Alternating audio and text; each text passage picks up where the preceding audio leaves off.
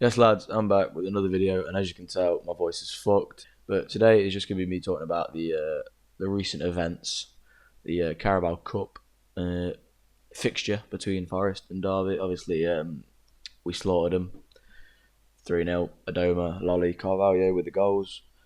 But I just thought I'd go over the game, sort of what happened really, and sort of my opinions on it. So yeah, let's get into it. So the first thing I'm going to sort of cover is the two lineups. So we'll start with the superior home team first. We went with a sort of base 4-3-3 that we've been sort of favouring this season. Bryce Sammer in goal, who is the second coming of Neuer. Mighty Cash, who had an outstanding game at right back. Figueredo and Worrell didn't have much to do, but when he did, Worrell looked class. Fig looked all right. Ribeiro looked incredible. Looked very solid going forward. Very solid at the back. And then the three in midfield, Semedo is a god. Nothing more can be said. John Bostock is growing on me. I do really like John Bostock. Brennan Johnson, young lad, not too much fucking older than me, which is embarrassing because I'm sitting here recording videos about him. But yeah, he played well. Joe Lolly obviously got his goal on the right wing, left wing. They kept switching. Adoma on the other wing, who was my personal man of the match. It was given to Semedo in the end. And then Rafa Mir up top, who was sort of non-existent for about 70 minutes, I'd say, in the game. Derby's team, Ben Hamer in goal. Shit. He came on loads Forest at one point, I'm pretty sure. Didn't play a game, but he was awful for them. Dwayne Holmes and Buchanan at the wing backs got torn apart. Matt Clark looked solid. He didn't look solid, he looked better than Davies, because Davies looked bang average. Shinnie was god awful. Free signing, obviously, coming from Scotland. Shinnie coming in on a free was sort of the rave of that window up until Bielik came in. He was god awful. One of Derby's worst players was definitely Graham Shinnie. George Evans or Greg Evans, or is George? I don't fuck. Hang on 2 seconds. Yeah, George Evans, right? So George Evans, sort of non-existent. Sort of our midfield dominated their midfield, and they sort of didn't see much of him. Whittaker, obviously young lad on the right, didn't have much to do. Didn't do well when he got the ball. Didn't look like he wanted to go forward with the ball. Sibley is apparently a very good young prospect in Derby, and he showed flicks, like 10 seconds, I'd say a total of 30 seconds in the game where you thought, hey, up, he might create something. But other than that, he was bang average. And once the sort of adrenaline of the sort of start of the game died down, a lot of Derby's young players like Whittaker, like Sibley, and sort of Holmes. Even though Holmes is quite experienced, but the sort of when the adrenaline died, their performance died, and we sort of controlled it completely. Jamie Patterson, the walking wankstain, had a nightmare of a game. Every time he got on the ball, he'd run a bit and he'd get tackled by the first man he ran into. Got a lot of stick from, personally, me and everyone in the City ground whenever he got on the ball. But yeah, I didn't have a very good night. Probably because he used to play for a big club, now plays for a shit house, but still. And then Mason Bennett had nothing to do. It's sort of, Bennett didn't play badly. He had no service. Anything he did have, he didn't do well with, but he didn't have any service whatsoever.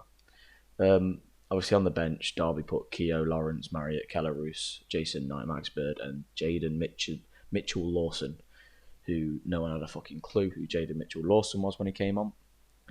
Obviously, we went with a similar sort of strong bench, grabbing Carvalho, who came on and did all right. Obviously, got his goal. Jenkinson, Amiobi, Thiago Silva, who came on and had a good game, and Chima Rodriguez, who came on late and didn't have much to do, with Muric rounding it out. So they're the teams. Next section is just got to sort of be on the tactics and sort of what went down in the actual game. So it was clear to see after the sort of, as I said, the adrenaline died down. First, opening 10 minutes, Derby's young players look bouncy, look energetic, but after sort of the adrenaline of sort of like when Muller Kintyre's banging out and you get the adrenaline going in the players. Once that got drained, it was clear to see we were just going to control the game, play it. We dictated how the game was going to go. Forest sort of, Lamucci went out and said, we're going to take the game, we're going to play how we want to play. No matter what Derby do, we're going to play our way, sort of thing. And it worked. Obviously, Adoma made every Derby defender ever look like an absolute mug. I think it was something like he megged 2 people, and he took on about 304, I think was the actual stat, verified by Sky.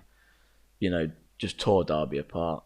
And yeah, I think Adoma was my man of the match, as I've said. But tactically, we used the wings quite well. our midfield held. Just we had Brennan Johnson sort of creating and sort of being sort of a floaty kind of roaming player, and the back four just held, and the wing backs were incredible. Cash and Lolly rotational, sort of dropping back, Lolly dropping back, Cash going forward, vice versa, was ridiculously good, sort of fluid.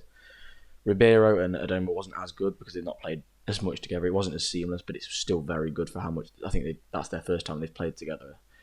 Correct me if I'm wrong, but yeah, look very good. We sort of dictated play. We sort of played the same swift sort of attacking football that we wanted to play. We weren't bothered about holding the ball for 80 minutes. You know, sort of what we've seen with other managers. You know, Warburton, we've had all these other managers come in and go, oh, to be fair, we had 70% possession, but we've lost 1-0 to a counter-attack.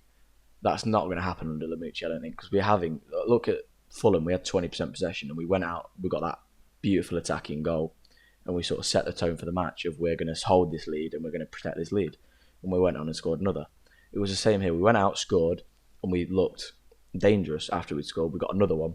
And as soon as we went to 2-0, I mean, before I'd say about 15 minutes in, Derby fans went home because you couldn't hear a lick out of them for a good 70 minutes. But tactically, I think we got it perfectly. You know, we knew that we had the better team on paper, the younger team on paper as well.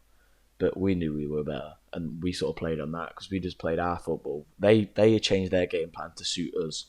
They sort of shit their attacking us. We'll sit back and hit them on the counter attack, which plays into our hands ridiculously well. I think there was quite a few areas where Semedo and Bostock went unnoticed, but in the sort of defensively, them two were incredible.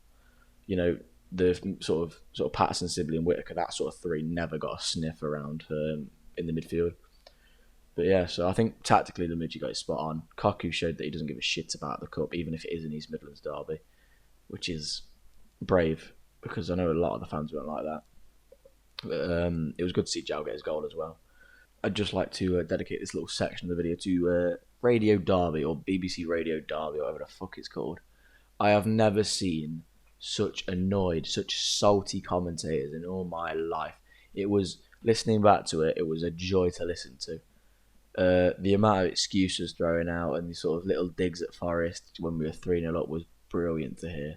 Just to know that we'd touched that much of a nerve that these professional commentators were sort of giving us digs was brilliant to hear. That's when you know you're doing something right. When someone as professional as a commentator on BBC's radios has a go at your team, sort of has a dig at your team. But yeah, they were fuming on BBC Radio Derby, and it was a joy to listen to at times. But, you know, sort of the rounding it out, it was a good win. On to the draw, which is today as I'm recording it, the Wednesday. Hoping for a Crawley, hoping for a Rochdale or an MK Dons. Knowing our luck would get City away and beat 3-0, but, you know, it is what it is. The cup's a cup, and you never know which way it's going to go. Hopefully we get a championship team or lower, because I would like to see us go on a little cup run.